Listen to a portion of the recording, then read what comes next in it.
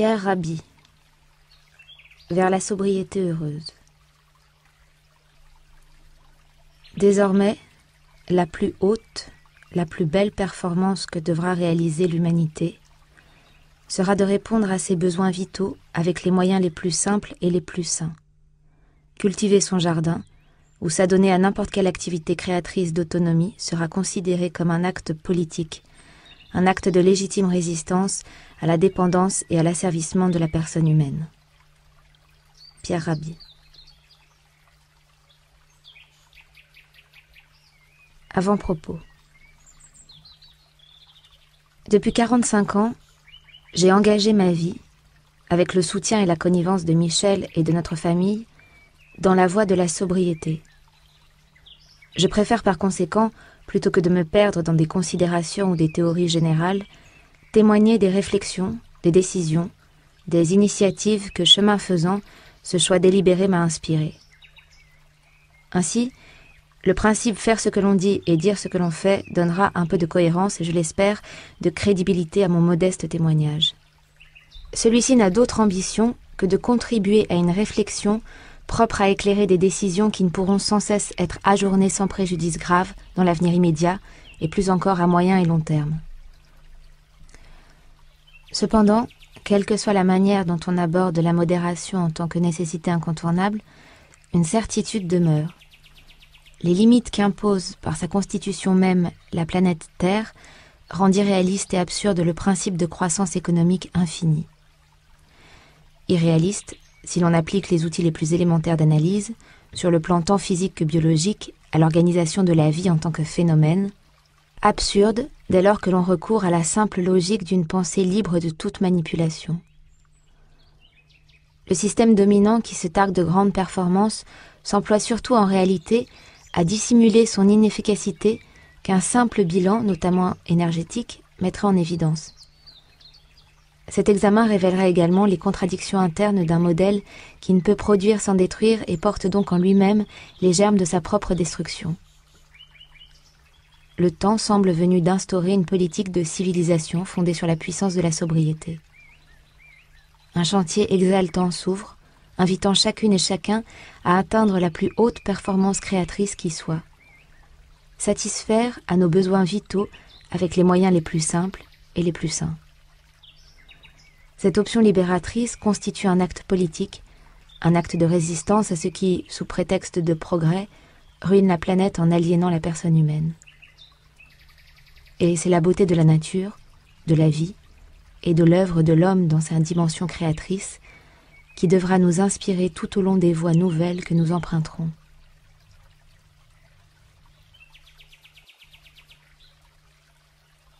Les semences de la rébellion. Le chant du forgeron. Un homme simple, habitant une petite oasis du sud algérien, chaque jour vaque à ses occupations de père nourricier. Il ouvre la porte de son atelier de forge, allume le feu, et le jour durant va travailler le métal.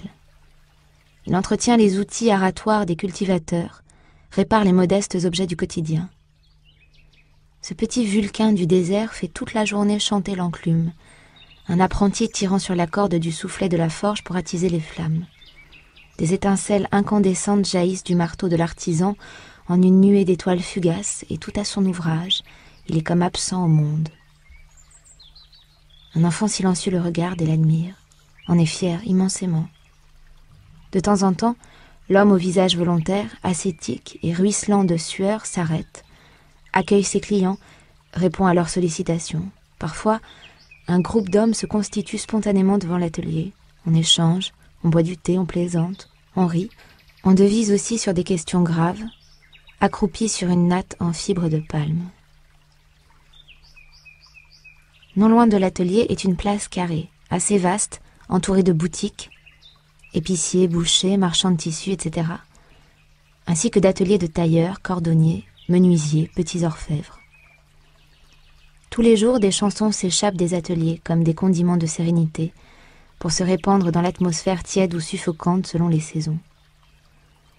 Du côté ouest se trouve un espace nu, ouvert, dévolu au marché, une sorte de caravansérail sans mur, où s'entremêlent des dromadaires blatérants, des moutons, des chèvres, des ânes et des chevaux, dégageant des odeurs fortes. Des nomades silencieux vont et viennent. D'autres demeurent accroupis, adossés à des sacs de toile rude, repus de céréales. Des fagots de bois sec ouvrent l'imagination du grand désert où ils furent glanés. Des dattes compactées pour la conservation et parfois en saison des truffes du désert s'offrent à qui veut les acquérir. Tout cela produit une sorte de tumulte feutré, ponctué par les voix aiguës des marchands interpellant les clients. Parfois, des conteurs ou des acrobates proposent à un public fasciné, faisant cercle autour d'eux, leurs prouesses et leurs rêves. La cité tout entière est parcourue de venelles ombreuses entre des maisons de terre ocre imbriquées les unes dans les autres, surmontées de leurs terrasses, entourant un minaret blanc à l'allure de vigie scrutant les quatre horizons. De cette masse de glaise émergent ici ou là des palmiers. Certains font office de parasols, ombrageant les jardins potagers dans une contrée où le soleil darde des rayons brûlants comme des tisons. Hors de la cité, ce n'est que désert de sable et de rocailles, contenu derrière une montagne qui s'étend d'un horizon à l'autre comme un rempart infini. Au sein du désert inhospitalier, la vie a une saveur de miracle. L'ambiance est à la frugalité.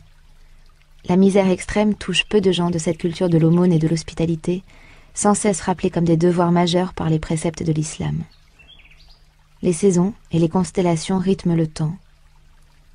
La présence du mausolée, tutélaire et séculaire, du fondateur de la cité qui toute sa vie a enseigné la non-violence, instaure depuis longtemps un climat de spiritualité propice à l'apaisement, à la concorde. La cité tranquille n'est cependant pas un Éden.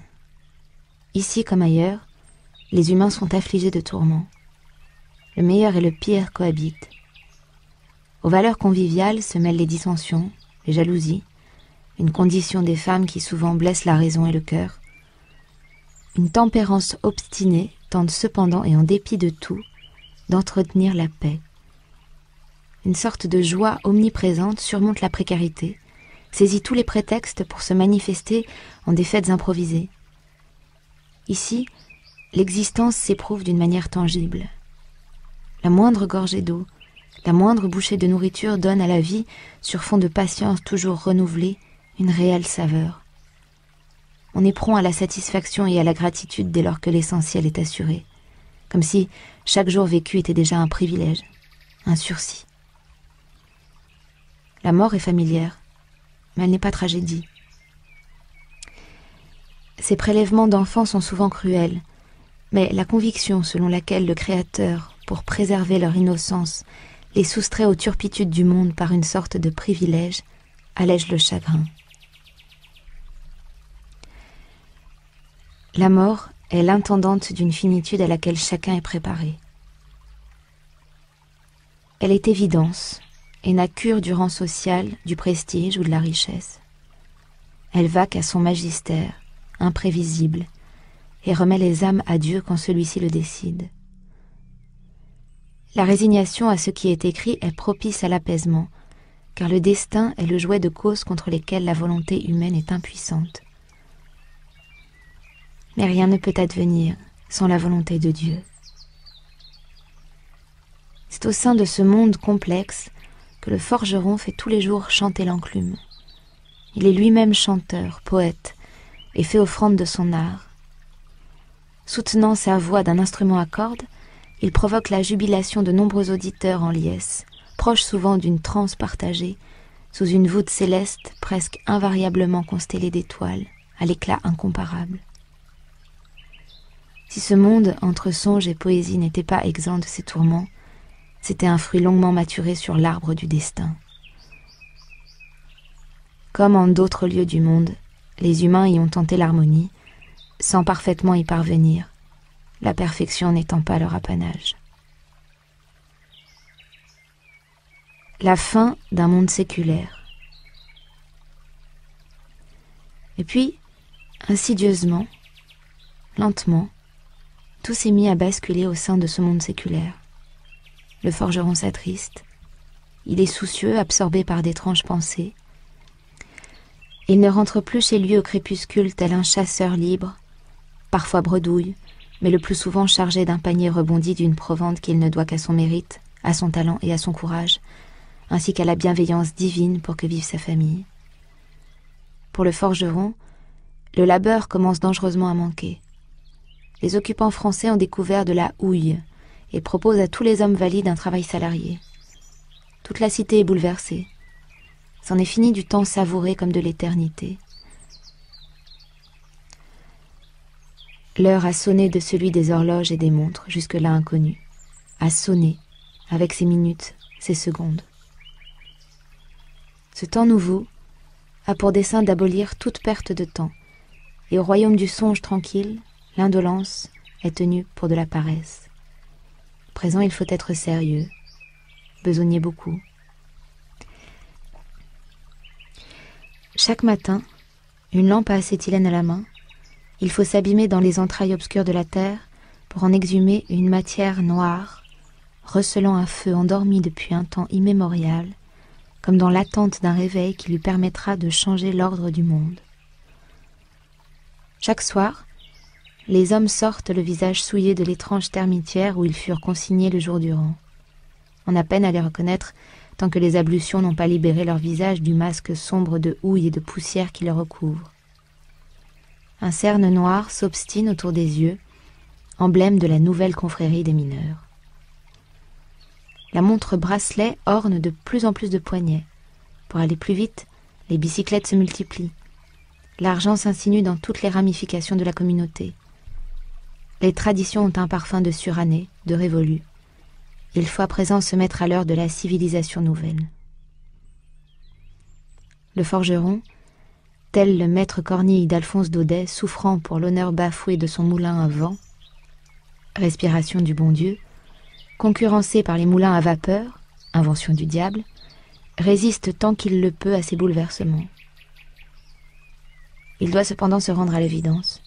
Les clients se font rares, et nourrir sa famille tient désormais du miracle. Il ne lui reste qu'à devenir lui-même un termite. Il doit à ses aptitudes naturelles d'être affecté à la conduite d'un locotracteur, allant une longue chenille de wagons remplis de la matière magique, essentiellement destinée à être exportée en France. Les grands trains aux puissantes locomotives emporteront comme un larcin la matière noire. C'est ainsi que le progrès a fait irruption dans cet ordre séculaire. L'enfant est bouleversé de voir le forgeron revenir chaque soir, comme tous les autres, souillé. L'idole est comme profanée. L'atelier est devenu une coquille silencieuse derrière sa porte désormais close sur les souvenirs au goût désuet d'un temps immémorial, si brusquement révolu. L'enclume ne chante plus. La civilisation est là, avec certains de ses attributs, sa complexité et son immense pouvoir de séduction, sans qu'il puisse la comprendre et encore moins l'expliquer. Le lecteur aura sans doute compris que le forgeron, poète et musicien tant admiré par l'enfant, n'est autre que mon propre père, et que l'enfant n'est autre que moi-même.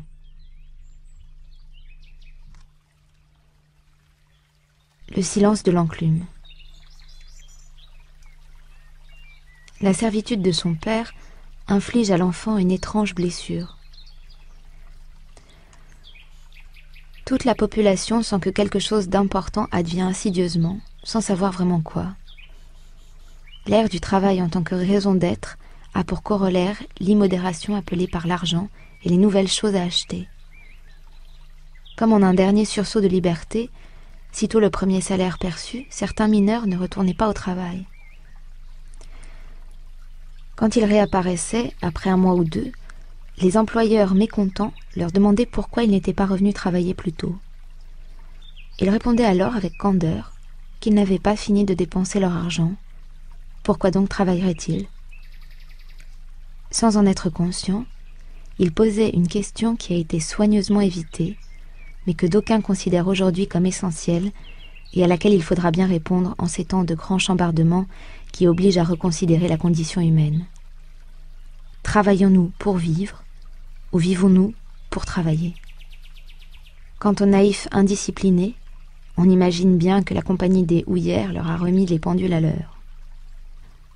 Je devais quant à moi comprendre bien plus tard qu'à ce forgeron, la modernité arrogante et totalitaire avait infligé, comme à d'innombrables êtres humains au nord comme au sud, une sorte d'oblitération par la négation de son identité et de sa personne. Pire encore, elle a réduit, sous prétexte de l'améliorer, la condition de tous à une forme moderne d'esclavage, non seulement en produisant du capital financier sans aucun souci d'équité, mais en instaurant, du simple fait de prendre l'argent comme mesure de la richesse, la pire inégalité planétaire qui soit. L'exploitation et l'asservissement de l'homme par l'homme et de la femme par l'homme ont toujours été une perversion, une sorte de fatalité conférant à l'histoire humaine la laideur que l'on sait. Mais à la différence de cette perversion pour ainsi dire spontanée, la modernité, avec les révolutions censées y mettre fin, l'a perpétuée sous la bannière des plus belles proclamations morales: démocratie, liberté, égalité, fraternité, droits de l'homme, abolition des privilèges. Peut-être l'intention fut-elle sincère, mais hélas, force est de reconnaître que les tentatives les plus obstinées pour instaurer un ordre équitable ont été mises en échec par la nature profonde de l'être humain. L'enclume n'a jamais résonné en moi aussi fort que par son silence. Un silence irrévocable, comme s'il était inscrit sur une partition inachevée dont il aurait interrompu à jamais la mélodie. Plus tard, je devais me rendre compte que ce silence m'avait inoculé le germe d'une rébellion qui a fini par éclore à la fin des années 50. J'avais alors 20 ans, et la modernité m'est apparue comme une immense imposture.